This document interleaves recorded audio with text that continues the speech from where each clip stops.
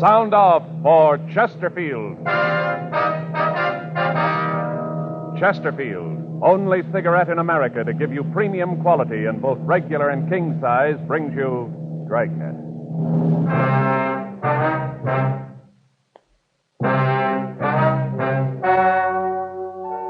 Ladies and gentlemen, the story you are about to hear is true. The names have been changed to protect the innocent.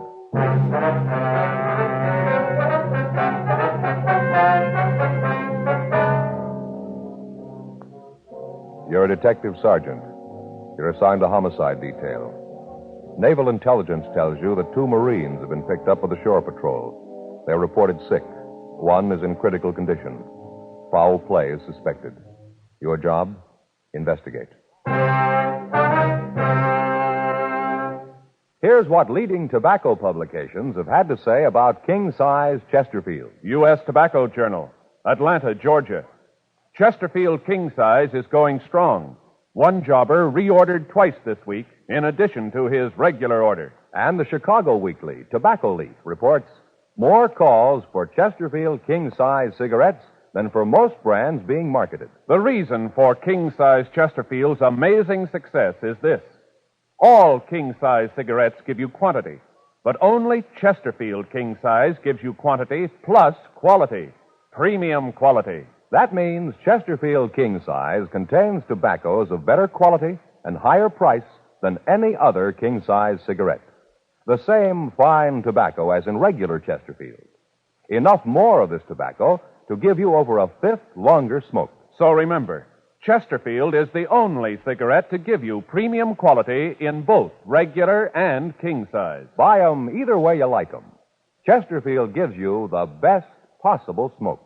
Much milder.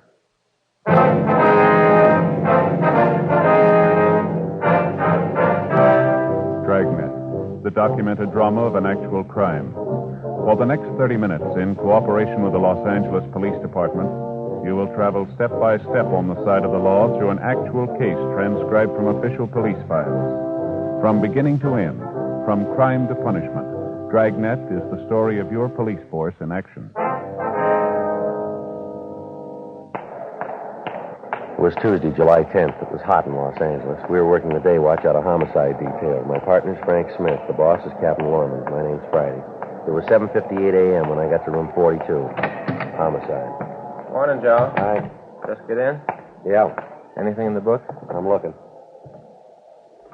What's the matter? You hacked about something? No. Why do you ask that? Well, figures you're sore about something. What'd you do, take a sour pill? You keep this up, you won't be asked to post toothpaste ads. Well, now, that's funny. All right, Joe. Tell your Uncle Dudley. What's the matter? Well, it's that court deal yesterday. It was miserable. Thing you and Gaffney been working out? Yeah, the white glove bandit came up while you were out on vacation. Spent over a month on it. Covered it from every angle. Yeah? Looked like we had the guy any way he turned. We had an idea how much he'd taken on each job. Lee thought he traced him on every move he made on each of the deals. We figured we really had the guy. DA's office thought so, too. They acquit him? Yeah. Let him walk right out. 12 men, good and true. Let that cheap hoodlum walk right out on the streets a free man. Well, that's the way it goes sometimes. Is there Mr. Friday here? Yes, sir. I'm Friday. Is something I can do for you? Well, I'm Richard Houston, Naval Intelligence. Deputy Chief Brown directed me to you. I see. Well, it's my partner, Frank Smith, Lieutenant Houston. Hello, Smith. Like to sit down, sir? What is it we can do for you? Well, we got a weird one. That's why we thought your department ought to be in on it.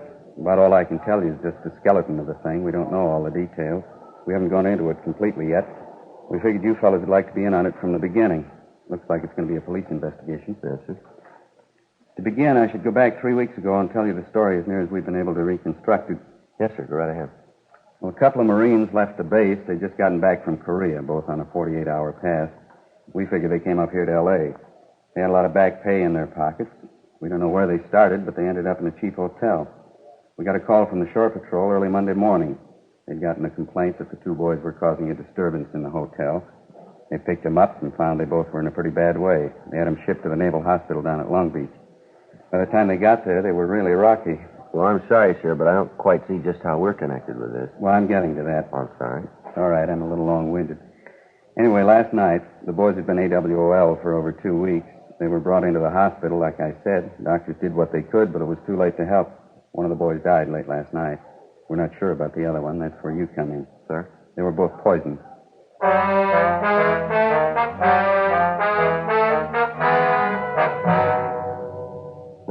a.m. Frank and I talked with Captain Lorman, then we checked out a trip car and left for Long Beach. When we got there, we talked with the doctor in charge. He told us that it would be later that night before the boy would be completely out of danger. He said, however, that we could talk to him if we phrased our questions so that the answers could be kept fairly brief. We looked over the boy's record.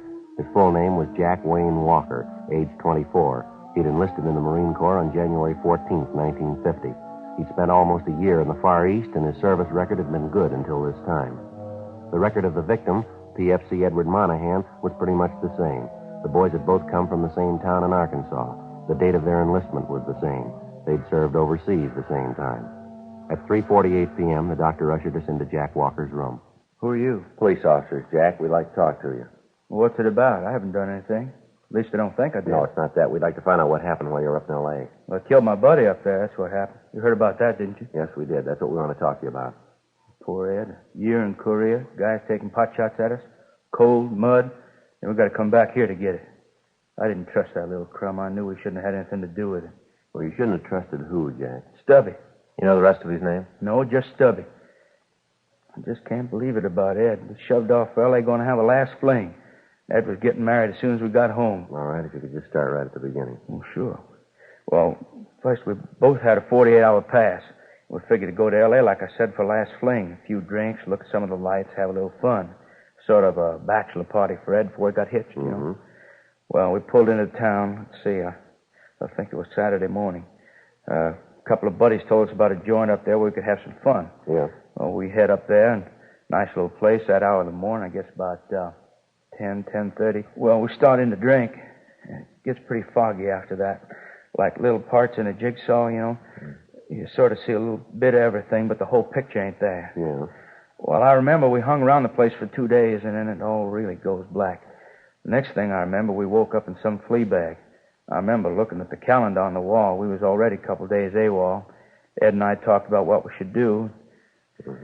And then we get to trying to think up an excuse for the CO for being AWOL. With our CO ain't easy. He's had experts try it.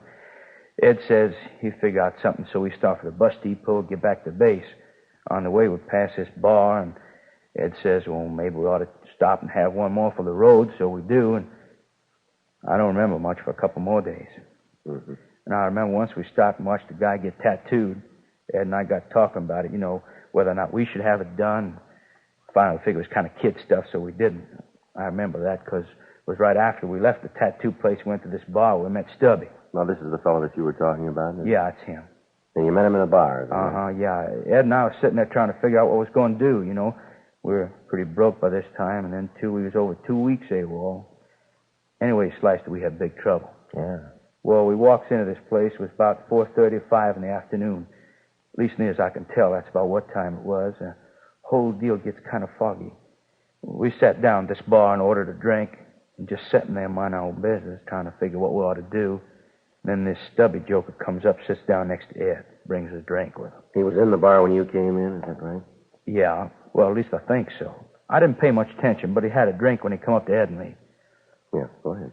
Well, he got to talking about the Corps, and next thing we know, he's setting up the drink. The way we was fixed, as long as he wanted to buy, we wasn't going to argue. Did they seem to know this Stubby in the bar? Yeah, the girl who waits on tables called him my name. All right, you want to go ahead? Yeah, well, this Stubby kept going on about how he liked the Corps and how he'd won a whole flock of citations in Korea. Told us all about the time he'd spent in Japan. First we thought he was just throwing a bunch of coconuts at us, but we'd ask him about places in Korea and things you could only know if you was there. He'd come up with the answers all right, but even with all that, there was something that just didn't ring true with it. Yeah. Anyway, long about 8 or 8:30 that night, Stubby got in a thrash with the bartender, something about the price of the drink, so he suggested we go up to his place and get a jug, you know, and drink up there. Well, I wasn't too hot for the idea, but Ed said we had nothing to lose, and we didn't have a sack for the night, and there wasn't much dough left, so we shoved off with him. Where'd this Stubby live? A hotel down on 5th. I'll tell you how to find the place. Same place you were picked up in? Yeah. We got the address then. Oh, then okay. Well, what happened when you got Stubby's room? Well, we cracked the jug, sat around drinking for a while, and then Ed and I went to sleep. I tell you, the next morning we had the biggest hangovers in the entire United States and Canada, both of us. We felt miserable. Ed started beefing about the cheap booze Stubby'd rung in on us. That's when he tried to tout us on them pills. What pills are those? Oh, them things supposed to relieve hangovers. Oh, you mean the kind they sell in drugstores? Oh, no, not them. Stubby told us about that one. He come back to the States. He'd stood some duty in the hospital and said that while he was there, he got them pills. Said there was a special prescription that they was great for head shrinking. He wanted us to try them. Did you? Well, no, not right away. He kept after us, though, kidding us about being big, tough Marines with a hangover. And then he took one of the pills, leastwise we thought he did. So Ed and I figured then we didn't have anything to lose. You took one of these hangover pills then, did you? Yeah, we both did. Mm-hmm. What happened then? Well, nothing right away. Stubby said it'd take a little time for it to take effect. We got up and started to get dressed. Ed and I thought we'd better get back to the base, or we'd probably be in enough trouble as it was without worrying about a hangover. Yeah. You left the room? No, we was just getting our stuff together, and Ed took sick. Said he had awful pain in his stomach, like a cramp, And we asked Stubby if the pill could have caused it. He said no. It must have been the booze. Yeah. Well, right about then, I was getting ready to mop up the place with this Stubby. I figured sure he'd given us a Mickey. I couldn't figure why, though. And then it hit me. That pill, huh? Yeah, I guess so. Real bad cramps in my stomach. I got real dizzy. The room started to go round. And we asked the Stubby to call a doctor, and that's when we knew he was really in trouble. How's that? Well, we knew then he was nuts off his trolley. And neither of us could walk. Ed doubled up and passed out, and I could hardly keep awake. We both just lay there on the floor. I kept asking this bum to get us a medic. Mm-hmm. Did he? No, he just stood there and laughed at us, laughed like a crazy fool. He kept saying we was big, strong Marines. We should be able to take a little stomach ache without running to a doctor. At no time did he make any attempt to get you medical help? No, just like I said, he just stood there and laughed at us. Then he got real mean. Got crazy leer on his face. Said he'd show us, he'd fix us up good for what we'd done. Well, what do you mean by that? I don't know. All I thought about was getting Ed and me to a doc. About this time, I didn't much care what the little screwball did. Then it really started harping on how he's getting even with us. I tried to get at him. I'd have killed him if I could have. I tried to get at him, but I fell and went out, I guess. And that's when he said that thing about that we wouldn't be the last ones he'd get. What? Well, he said like this, you guys are the first, just the first. But there's going to be more, a lot more.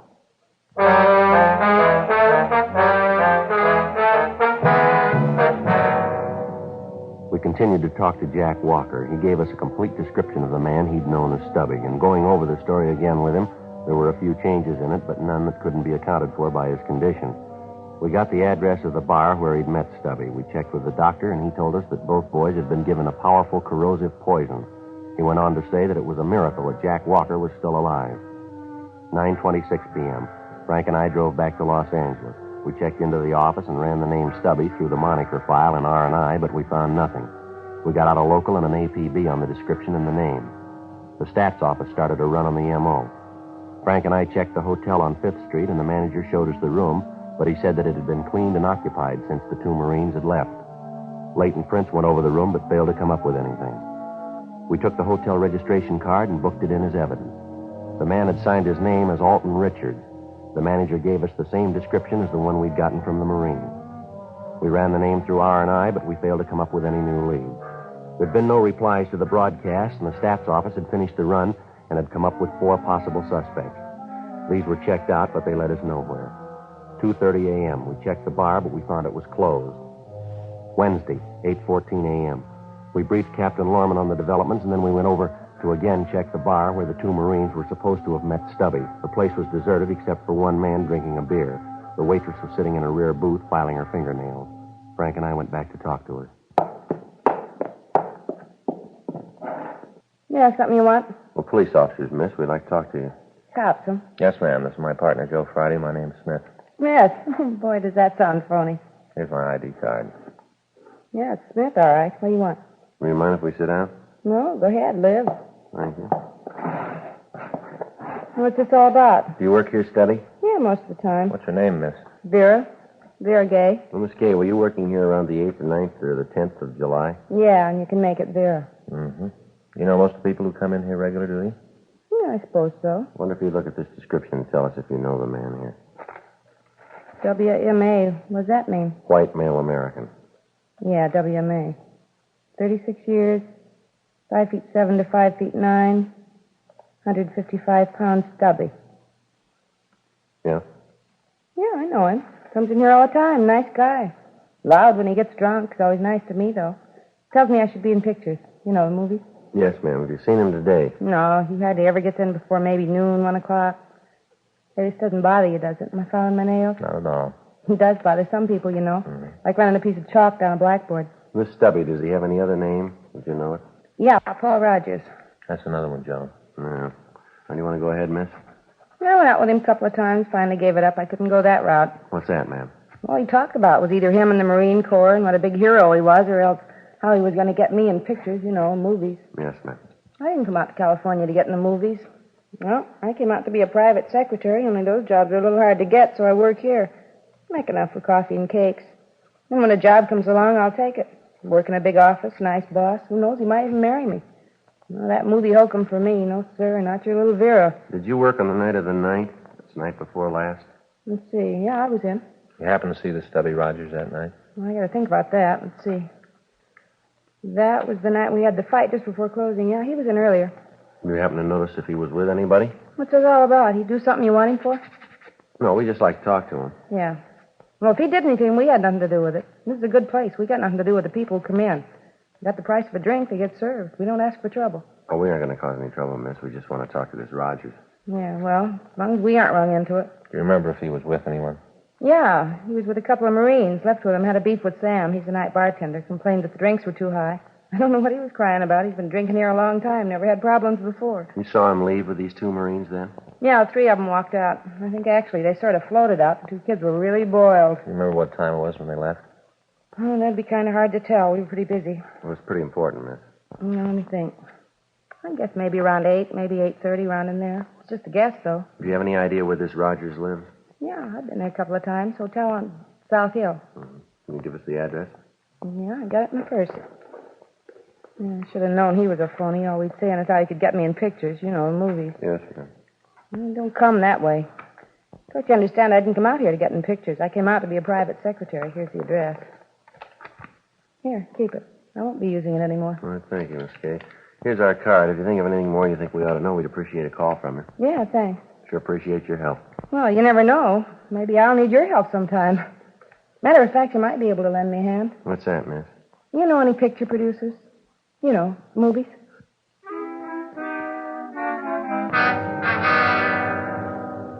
Frank called the name Paul Rogers into the office, and a supplementary broadcast and an APB were gotten out. A stakeout was arranged on the bar. We went back to the city hall, and a check through R&I on the name Paul Rogers netted us nothing. We drove over to the hotel on South Hill. The manager told us that Rogers was not in his room. He went on to say that Rogers had not been using his room regularly for the past week or so, but that he had been in a couple of days before in the company of a soldier, and that as far as he knew, the soldier was still in. In the company of the manager, Frank and I went upstairs. The manager unlocked the door, and we went in. Wait a minute, Frank. There's someone in bed. Yeah. Come on, you. How about it? Just a minute. How about it, Joe? I don't know. He's dead.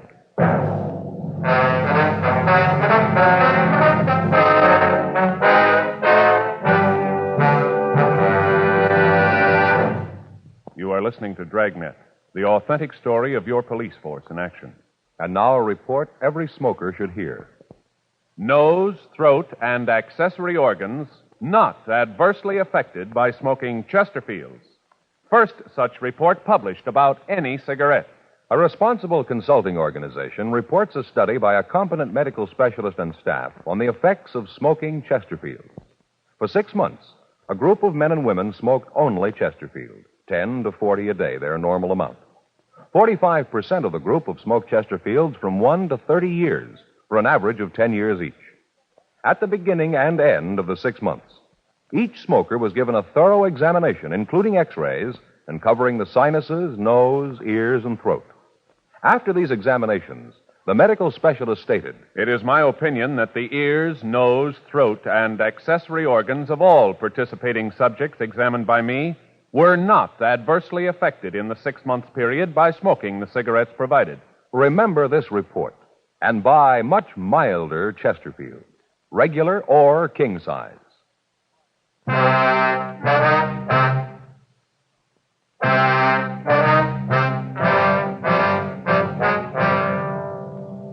Wednesday, July 11th, 12:40 p.m. We called the coroner's office, then we got in touch with the crime lab and the photographers. After the pictures had been taken, the body was removed. The victim was a soldier in his mid-30s. On the nightstand beside the bed, we found an empty pill bottle and a suicide note. The note was booked as evidence and turned over to Don Meyer for comparison with the handwriting taken from the hotel registration card that Rogers had signed. The men from Leighton Prints went over the place thoroughly.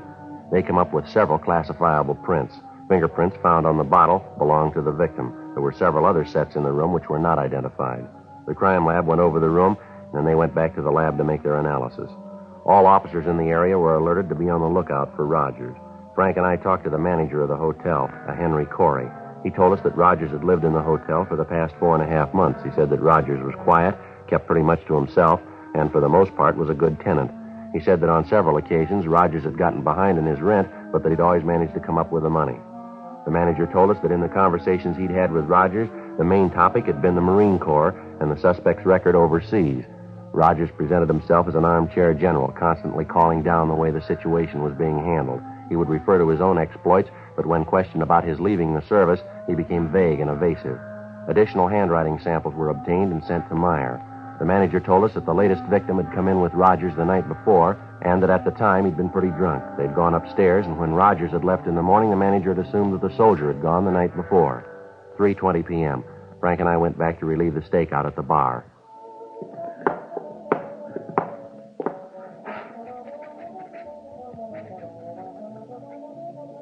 Back again? Yes, Miss Gay. Sit down. Thank you. It seems like every time I see you, I'm doing something with my nails. This morning filing them, now I'm filing them again. I'm going to put polish on them after this. I guess you think I'm pretty vain. No, not at all, miss. A new color called Frosted Rose. And pretty? Mm-hmm. Kind of iridescent, what the label says. To sprinkle your nails with stardust. Yes, ma'am. It's a pretty bottle, too. They sure put things up nice nowadays. Uh-oh, here comes your boy. That's Rogers. Yeah. Yes, Stubby, what'll it be? Bourbon Coke. How's it going, Stubby? Same old six as before. Yeah, pretty dull. Yeah, you're doing a great business. Ah, it's early yet. Here's your drink. It'll be 4 bits. There you go.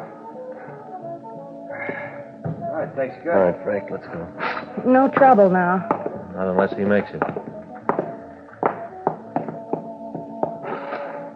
Hi, fellas. Something you want? You Paul Rogers? Yeah, who are you? Police officers. We'd like to talk to you. I don't want any trouble in No, here. there's not going to be any trouble. Always fights. Why is it everybody comes into a bar and starts fights? Ain't there someplace else to be? All right, come on, Rogers. What for? You got nothing to hold me in. We'll talk to you about that, too. Well, let me finish my drink. No, afraid not. Let's go now. Look, I said I was going to finish my drink. Don't lean. Let's can it, mister, and go. I said I was going to finish my drink.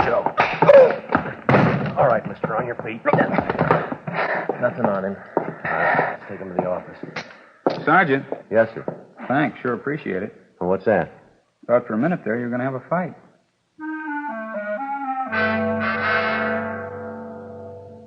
We took the suspect back to the city hall, then we checked the name through the Marine base in San Diego. Lieutenant Richard Houston called back to say that Rogers had received a court-martial and a dishonorable discharge in January of that year.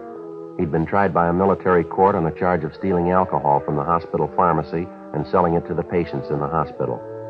We stopped in handwriting analysis, and Don Meyer took an exemplar of the suspect's writing. When we checked by the office, there was a message from Sergeants Bill Cummings and Harry Hansen stating that their investigation had shown that the death of the soldier in Rogers' room was suicide beyond any doubt. 7:46 p.m. Frank and I talked to the suspect in the interrogation room. Terrible thing, treating a veteran like All this. right, let's save it, Rogers. There's a few questions we'd like some answers to. I got nothing to hide. All right, what were the conditions of your discharge from the Marine Corps? What do you mean? Did you get an honorable discharge or a dishonorable discharge? I had a little trouble. Lousy officers never did understand what the problems of the enlisted man were. What do you do for a living, Rogers? I work. Where? Around. You have a steady job? What do you mean steady? One you've held for, say, more than 6 months? Haven't been out of the service that long. Where'd you serve in the Corps? Japan, Korea. How long are you there? About 4 or 5 months. Why'd you come back? I was wounded. How? What do you mean, how? Just that. How were you wounded? Well, I wasn't exactly wounded. I had my feet frostbit. Mm-hmm. According to this here, you went AWOL and got lost. When they found you, your feet were frozen. Is that right? What's that you got? Your record in the Corps? You got a lot of nerve digging into that. Just what do you got me in here for anyway? I done nothing that puts me in line for this kind of You treatment. know a couple of Marines named Ed Monahan and Jack Walker? Monahan? Walker? No, I don't think I know him. You ever register in a hotel on 5th Street? No, I live over on Hill. You know a soldier named Marty Wilkin? What's he got to do with it? We found him dead in your room. You're cracking up. Yeah, sure, Rogers. We just dreamed we found that body. Got nothing to do with him. Met him in a bar. He said he wasn't feeling too good. Said he didn't have a place to sleep. I let him have my room. Something wrong in that? Be a little kind, and now even that gets you in trouble. You sure you don't know a Marine named Ed Monahan? Positive. There's something wrong, Rogers. Girl at the bar says she saw you leave the place with 2 Marines. They could have been Monahan and Walker. Well, maybe I know them. I might and still not know their names. You didn't take him up to a room you'd rented in a hotel on 5th Street? No, I told you once I never lived on 5th. Checked with our handwriting man. He says your writing matches some samples we found on the hotel register. Maybe I write like somebody else. No, we don't think so, mister. How about Jack Walker? Maybe you know him, you just didn't remember him. No, I keep telling you, I don't know them. Vera says you do. Well, she's lying. Is she? Sure she is. She's trying to save her own skin. From what? She doesn't want to stand a rap for murder, can't you see? Yeah, go ahead, Roger. I'm saying nothing until I see my lawyer. You sure you don't want to tell us why you did it? I got nothing to say. Makes it tough, Roger. What do you mean? Just makes it rough, that's all. Looks like you're going to have to stand a murder rap. Yeah? It's the way it looks. Well, I didn't mean it.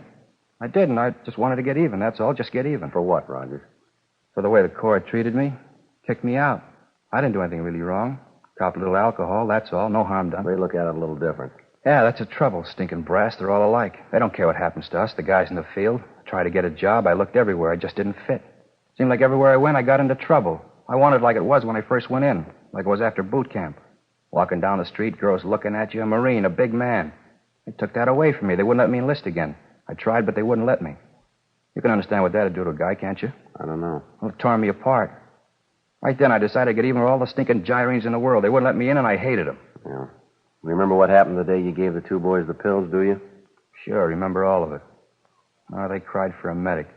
They weren't big men then. No, sir, they sure weren't. All right, Rogers, we'll get a stenographer. Tell me, Sergeant. Yeah. Did I get both of them? No, Walker's going to be all right. He the young one? That's right. A real nice kid. Lucky, too. Is that right? Yeah, no worries. Really got it made. Uniform, that's what does it. Uniform makes all the difference in the world. Yeah, well, don't worry. You'll get one.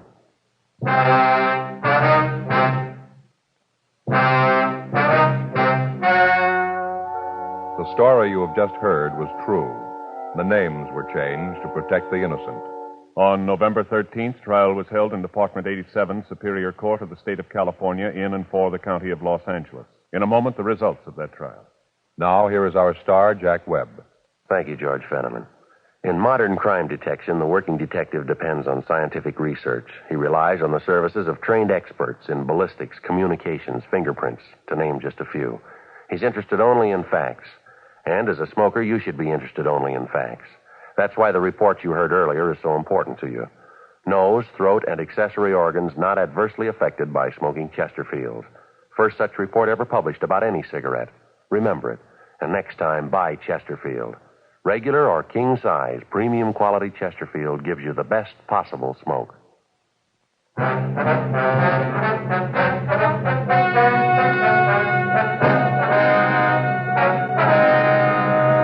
Paul M. Rogers was tried and convicted on 1 count of murder in the first degree. He was sentenced to life imprisonment in the state penitentiary, San Quentin, California.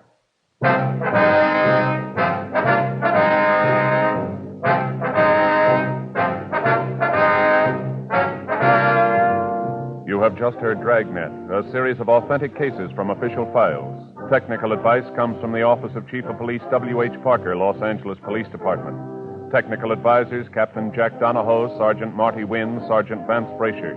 Heard tonight were Ben Alexander, Virginia Gregg, Jack Crucian. Script by John Robinson. Music by Walter Schumann. Hal Gibney speaking. Sound off for Chesterfield. Either way you like them, regular or king size, Chesterfield gives you the best possible smoke. Much milder Chesterfield. Chesterfield has brought you Dragnet, transcribed from Los Angeles.